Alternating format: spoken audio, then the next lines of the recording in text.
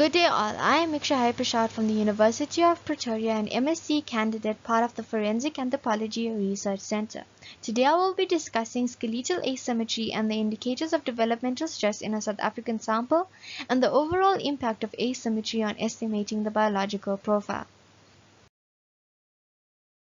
Skeletal asymmetry is defined as an inequality in the size and shape of bilateral anatomical structures.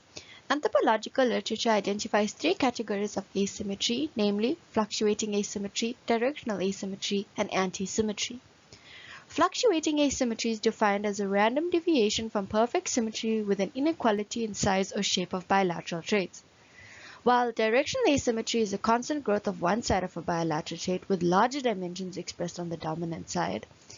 As such, white bias is frequently observed in the general population. Similarly, antisymmetry is defined as one side being more developed in bilateral traits. However, unlike directional asymmetry, antisymmetry is random and not due to pattern limb dominance. By understanding skeletal asymmetry and the roles played by different stressors, anthropologists will be able to better interpret skeletal variation observed among individuals. The assessment of human skeletal variation is extremely important and has many applications ranging from forensic skeletal identification to facial surgery and medical implants. But why is asymmetry so important to forensic anthropologists and medical professionals? For instance, the understanding of asymmetry is required in forensic anthropology as it may potentially influence estimates of the biological profile. Indeed, in constructing the biological profile, a series of measurements are taken and various morphological traits are scored which can aid in estimating population affinity, sex, and stature. If asymmetry is not accounted for, an individual can be easily misclassified. Multiple studies have shown that limb asymmetry may cause difficulty in forensic and bioarchaeological assessment of the biological profile, particularly when assessing stature and age estimates, as well as when identifying the number of individuals in commingled remains. Therefore, a good grasp on the knowledge of facial asymmetry in the South African population and in individuals can be beneficial to the forensic community. Facial asymmetries arise from environmental stresses, functional factors, and congenital defects. Fluctuating asymmetry is suggested to be the result of developmental instabilities and can potentially be used as an indicator of developmental stress. Furthermore, the crania and teeth are minimally affected by directional asymmetry and they provide a better gauge of fluctuating asymmetry in individuals. As such, this study will focus on facial asymmetry. However, only a few studies have investigated facial asymmetry and its forensic and medical applications. Storm and Newsell examined 17 cranial and mandibular traits from two medieval English populations to determine which trait had the greatest magnitude of asymmetry. Their results showed that the mastoid breadth and height, orbital breadth, bregmoporian height, and the mandibular ramus height were the most asymmetrical traits, while the orbital height, zygomatic height, and mandibular ramus breadth showed the least asymmetry. Similarly, Gallo, Waka, and De Leon observed that in modern populations, fluctuating asymmetry was mostly observed in the cranial vault and base, with lower levels of asymmetry noted in the facial region. Therefore, according to the literature, there is evidence that the crania and the height of the mandibular ramus demonstrate more asymmetry than the facial region and the breadth of the mandibular ramus. So how are the biological profiles impacted by asymmetry? Asymmetry may play a crucial role in the estimation of sex. For instance, a male may have more robust postcranial traits on the right side as opposed to the left. Thus, if only the left skeletal elements, which may be more gracile, were used to estimate the biological profile, there is a great probability of misclassifying the male as female. Cole et al.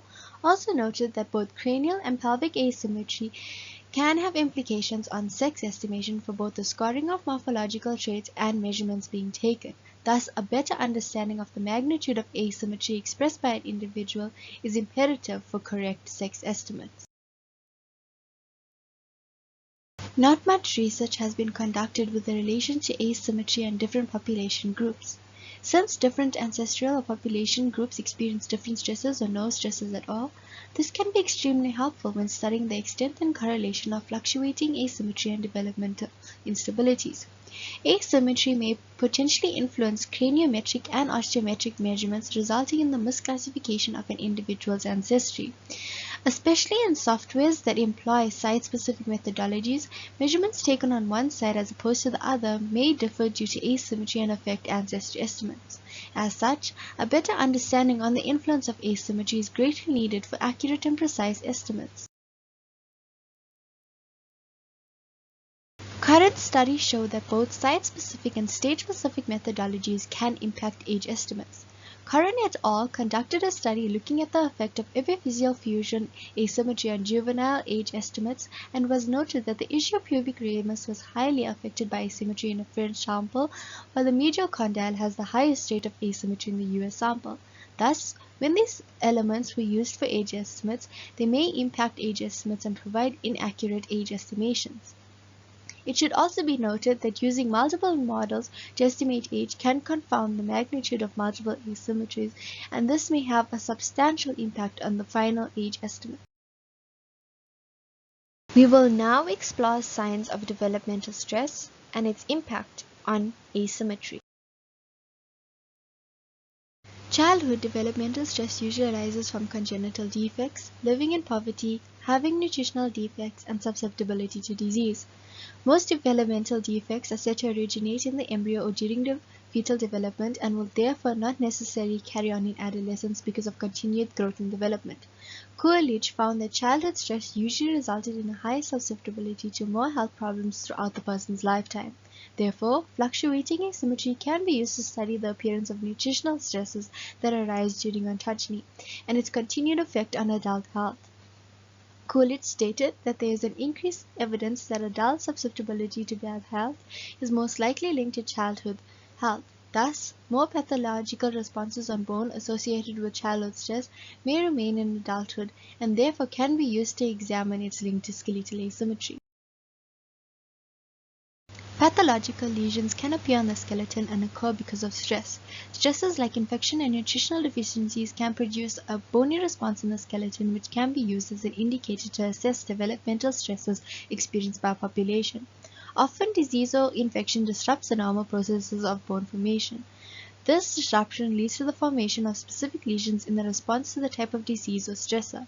Therefore, to give a possible diagnosis of the type of pathology, an understanding of how the lesions were formed and the main process of the disease is needed. In literature and for the study, we will be focusing on the pathologies caused by infectious and nutritional diseases such as cerebroabitalia, POROTIC hyperostosis, enamel hypoplasia, and periostitis.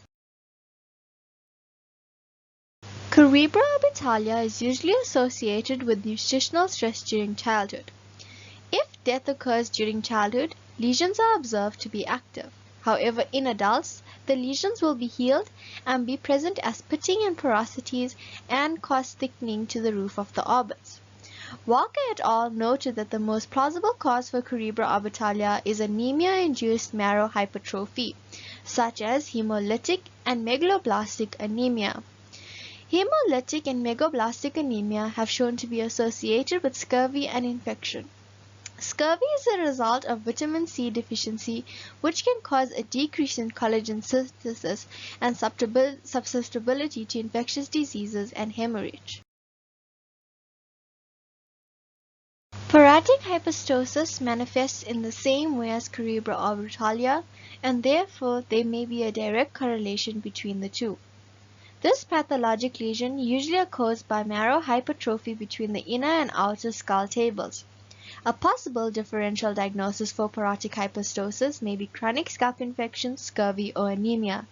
During anemic conditions, the body starts to become starved of oxygen, and this type of hypoxic state will trigger an increased production of red blood cells, which stimulates hemopoietic marrow red blood cell production. This results in the enlargement of the dipole through the outer table of the cranial vault with porosities or pitting on the cranial vault. The appearance is likely due to the childhood anemia. On the external surface of bone, there is a membrane layer that encapsulates the bone called the periosteum, which contains blood vessels that supply the nutrients to the cortical bone. The periosteum stimulates circumferential growth of the bone, which occurs as a result of physiological growth in juveniles and in response to stress or strain in adults. Bone also reacts to pathological lesions by continuously depositing bone at its site of infection. To identify periostitis, the area of the active lesions displays striations, pits, and porous bones with well-defined margins, and when the lesions start to heal, the bone starts to appear smooth with some residual pitting.